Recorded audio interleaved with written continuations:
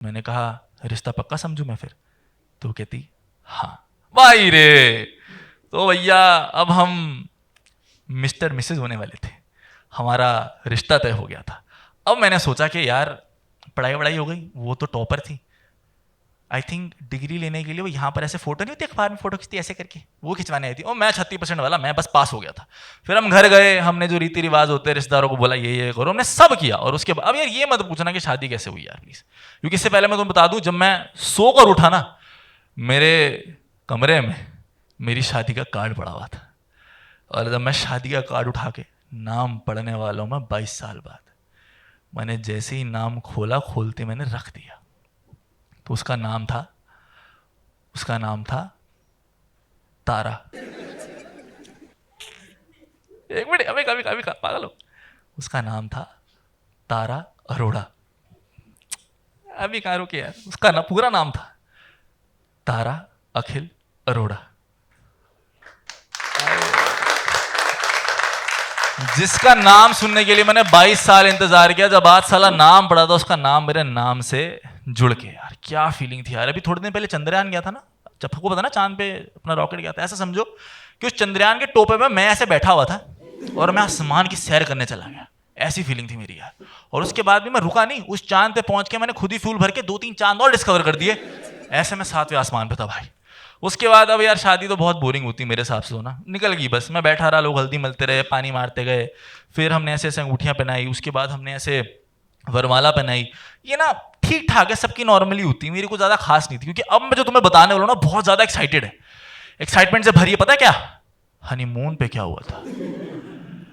तो भैया one fine day, ओ इंग्लिश में one fine day, we were planning कि हम हनीमून के लिए कहाँ जाएंगे। तो मैंने और तारा ने ऑलरेडी डिसाइड कर लिया था कि हम हनीमून के लिए लद्दाख जाएंगे। लेकिन फिर भी हमने रिश्तेदारों को बोला कि प्लीज आ जाओ और एक बार ना ब्लेसिंग्स दे देना कि तुम जाओ जाओ जाओ। लेकिन वो साले इतने तेज निकले हरामजादे, आगे ऐसे ना यू में खड़े हो गए और एक एक करके ना हम पे दावे लगा रहे कि तुम लोग कहां जाओगे। एक कहता है तुम मालदीव जाओगे, एक कहता गोवा, एक कहता केरला, एक कहता तू तो थाईलैंड ही जाएगा। और खुद ही कह रहे कि वो गोवा जाने की की लोड़ है, उत्थे तो नशे पत्ते बड़े होंगे, रहन दो। पुत्र जी केरला से तुसी होना नंगे, उत्थे होने मच्छर, कितने कितने कट्टन की, रहन दो ना जाओ। गोवा में गए, एक थाईलैंड वाला जो था ना वो फूफा जी थे। थाईलैंड वाला कहता इधर आओ, मेरे कान में बोलते साले तेरी तो अब शादी हो गई, अब थाईलैंड जाके क्या करेगा, पागल है तू, पैसे वेस्ट करता बेवकूफ जिया, छोड़ो। और मैं जब उनको बताया कि हम ना रिश्तेदारों परेशान हो, हम लद्दाख जा रहे हैं, तो ना सब परेशान हो गए, सबके मुंह इतने तो लंबे लटक गए सिवाय फूफा जी के। फूफा जी फिर मेरे कान में आए। फूफा जी ने कहा वह देख आइडिया था बहुत वधिया, लद्दाख की ठंड विच गर्म होने का मजा ही बड़ा है। मेरा क्या बात है यार, आप बड़ी दूर गए हो। कहते बाल ऐसी थोड़ी ना सफेद हुए हमारे।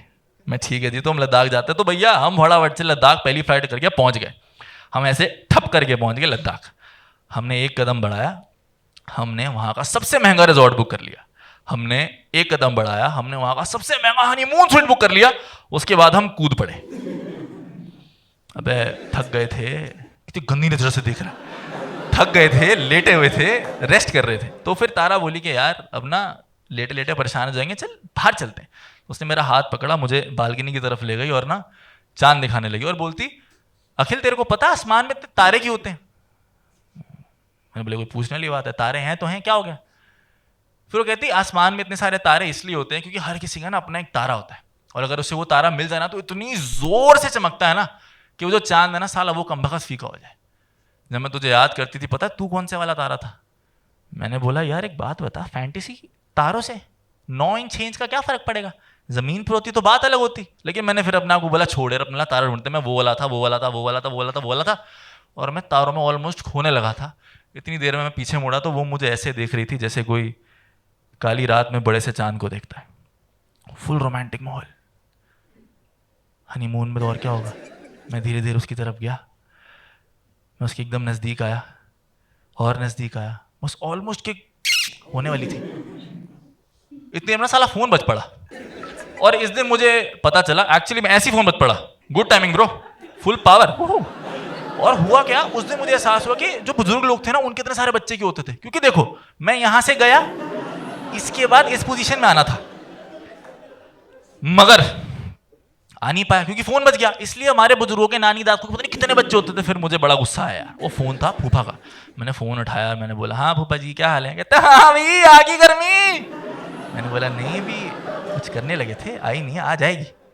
तो कहते ख्याल रखना, पहली बार बड़ी दूर गए हो, तारा तो ज़्यादा घूमी भी नहीं है, लद्दाख में ठंड बहुत होगी, जैकेट पहन लेना, खाना वक्त से खा लेना और बस अपना ख्याल रखना। मैंने बोला आपने ये कहने के लिए फ़ोन किया था? कहता हाँ प्यार तो मैं करता हूँ तुझसे, मगर तुझे कभी बोल नहीं पाया। मैंने बोला ठीक है यार, okay, thank you so much यार, have a great day head, bye bye. मैंने फ़ोन काट दिया।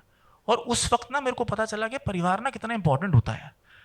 उनके फ़ोन करने से कुछ खास फर्क पड़ता नहीं, मुझे पता भी नहीं चलता कि वो शादी के बाद एग्जिस्ट करते नहीं करते, लेकिन उनका एक फ़ोन ना मेरे को एक एहसास दिलाया कि परिवार ना होता है। उनका एक फ़ोन ना तसल्ली ज़रूर देती है। इसलिए तुम सब लोग मेरे से वादा करो, जब आप घर जाओगे ना, सबको घर जाके गले लगाओगे, सबको बोलोगे I love you, I love you, I love you. वादा करो सारे।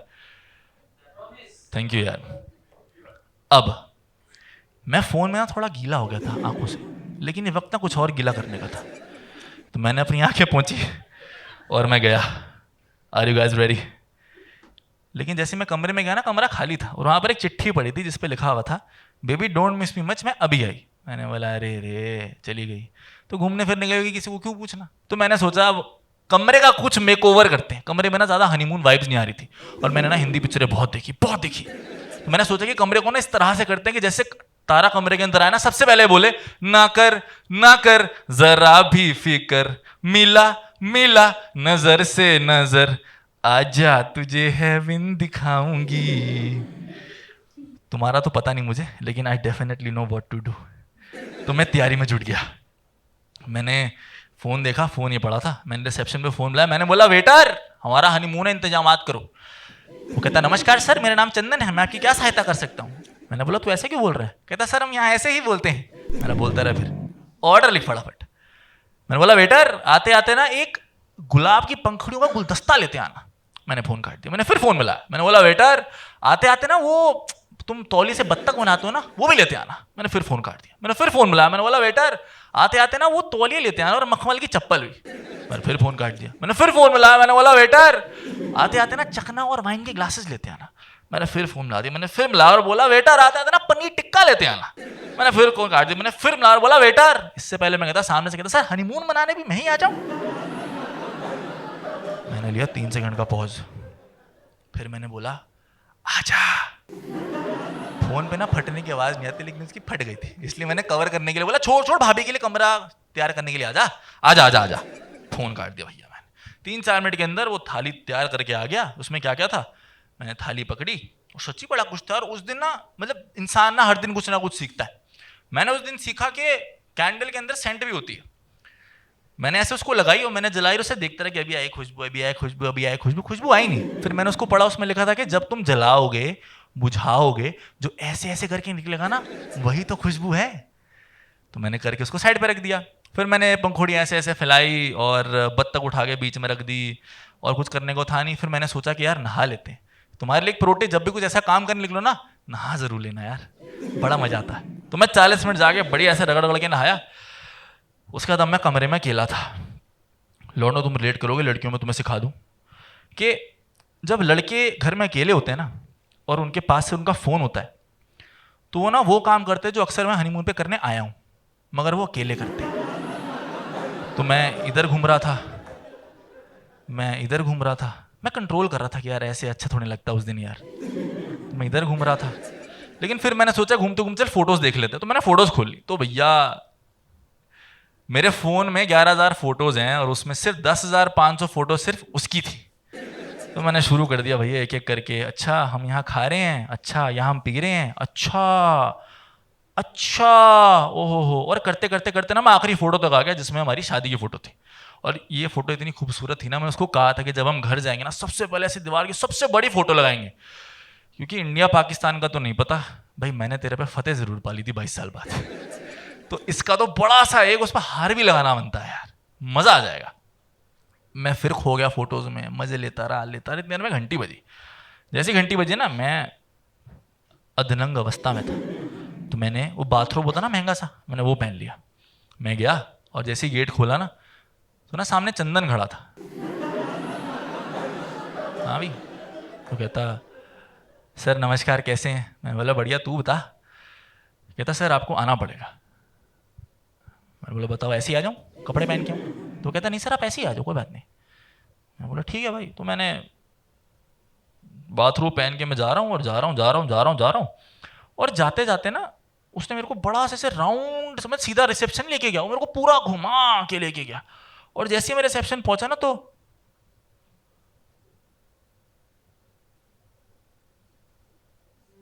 वो सामने कोई पड़ा था। वो पुलिस वाले ने उस पर व्हाइट चादर बिछा रहे थे, और वो लड़की थी, लेकिन उसके ना बाल अंगड़ाए नहीं ले रहे थे। उसकी शक्ल पता नहीं तारा सी मिल रही थी। लगा मेरी तारा हो नहीं सकती यार, मेरी तारा में तो बाल में अंगड़ाई लेते थे। इतनी देर में पुलिस वाले मेरे पास आए, उन्होंने मुझे ना कुछ चीजें मिली थी तारा की गाड़ी में से, मेरे हाथ में थमाई। उसमें से एक फोन था। फोन का लॉक स्क्रीन खोला तो वो वही फोटो थी, इसमें मेरी और तारा की शादी हुई थी।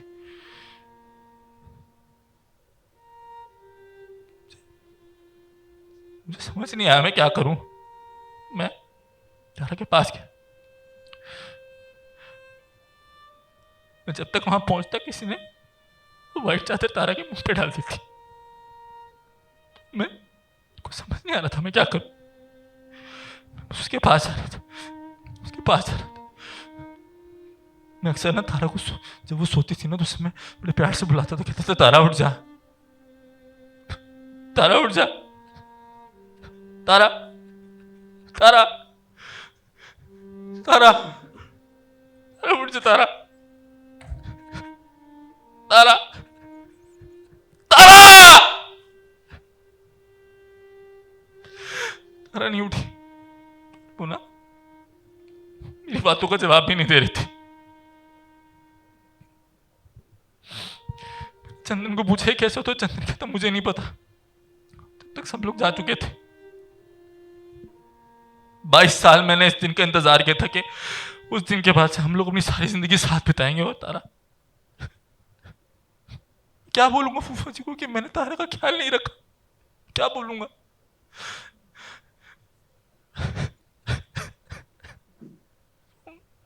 पड़ी हुई थी। मैंने एक आखिरी बार ना तारा का चेहरे से देखा, और वो चादर रख थी। और मैं ना कोने में जाके बैठ गया। मेरे को समझ नहीं आ रहा था मैं क्या करूं। तो मैंने चंदन को बोला, चंदन इधर आ, मेरे को ना प्लीज पानी पिला दे यार। तो चंदन वहां गया, उसने ग्लास में पानी डाला और मेरे हाथ में पानी का ग्लास दिया और बोला पी लो। मैंने पी लिया और ग्लास उसको वापस कर दिया। चंदन फिर गया, मेरे लिए एक और पानी का ग्लास लेकर आया, मेरे पास आया, उसने मेरे हाथ में ग्लास दिया और मैंने उसे फिर पी लिया। और इस बार जब मैंने वापस किया ना, उसने कहा बेटा उठ जा, बेटा उठ जा, बहुत देर हो गई। पहले तो मैंने इग्नोर किया, पता नहीं क्या कह रहा है। फिर वो गया, पानी का ग्लास डाला और वो फिर वापस आ गया। मैं उसे ग्लास लिया, मैंने पानी पिया, बढ़िया घूंट भरा, और उसे मैंने ग्लास वापस किया। तो वो कहता बेटा उठ जा। मेरा बेटा उठ जा? मैं बोला चंदन पानी फिर से लाइयो। चंदन फिर गया, उसने ग्लास में पानी डाला, ऐसे ग्लास में हाथ दिया और मेरे हाथ में दिया। मैंने पानी पिया और उसके हाथ में दिया। वो कहता बेटा उठ जा, बहुत देर हो गई है। मेरे क्या बोल रहा है, पागल वागल है क्या? वो फिर गया और इस बार गुस्से में गया। कहता अच्छा। उसने पानी में ग्लास डाला, ग्लास में पानी डाला, फिर पानी को जग के अंदर डाल दिया और ग्लास भी जग में डाल दिया और बोला अच्छा बेटा उठ जा, बहुत देर हो गई है। मेरे क्या कह रहा है यार? उसने गिना 1 2 3 और जोर से छा करके मार दिया। तुम्हें बताया था ना मैंने, मैं जब उसकी बालकनी में बैठता था, उसकी आवाज सुनकर अक्सर सो जाया करता था। तो मैं ना सो गया था। मैं सो गया था और वो जो उठा रही थी वो चंदन नहीं, मेरी मां थी। मेरी माँ ने मेरे को कान से उठाया, मैं माँ के गले लग गया। मैंने बोला माँ इसे ख्वाबिदा जिंदगी ना कहें तो और क्या कहेंगे। मेरी माँ कहती तू ठंड में पागल हो गया है, पता नहीं क्या क्या बकवास करी जा रहा है। मैं माँ से पीछे हटा, मैं माँ से बात करने लगा तो इतनी देर में साइड से आवाज आई, क्या क्या क्या क्या क्या, अरे तो बारिश हो गया था। मैंने बोला अच्छा जिंदा है अभी ये यही है। मेरा आंटी पानी पिला दो। आंटी कहती पानी तो है मेरे पास। हाँ पता है मुझे। मैं माँ से फिर बात करने लगा, तेरे में पीछे से आवाज है कि मम्मी सामने वाली आंटी खांस रही है। मैंने बोला अच्छा ये भी यही है। इस बार मैं माँ से कुछ बोला नहीं, माँ के सीधा गले लग गया और माँ के कान में बोला माँ इसे ख्वाबिदा जिंदगी ही कहेंगे, क्योंकि पता नहीं चल पा रहा क्या सच है और क्या ख्वाब है। अब जाओ अंदर में आता हूं। तो मैं आप लोगों को आज बताना चाहता हूं कि वो जो 2nd क्लास का बच्चा ख्वाब देखता था ना, वो बच्चा मैं ही हूं, जिसने एक छोटा सा ख्वाब देखा था कि मैं आप लोगों को यहाँ पर स्टेज से खड़े होकर, इस मंच से खड़े होकर एक कहानी सुनाऊंगा खिल और तारा की। वो मैंने सुना।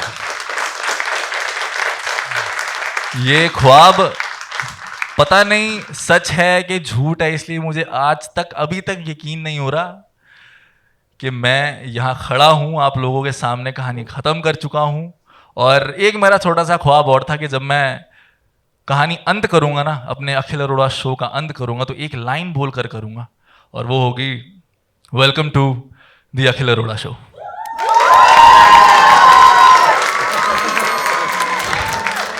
Thank you so much. बहुत बहुत शुक्रिया आने के लिए, बहुत बहुत शुक्रिया, बहुत बहुत शुक्रिया, बहुत बहुत शुक्रिया।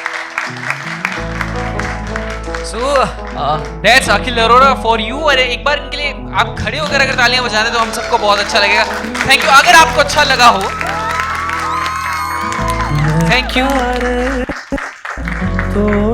मेरे ख्याल से आप सबको स्टोरी कैसी लगी इसके बारे में बताएंगे, कैसी लगी?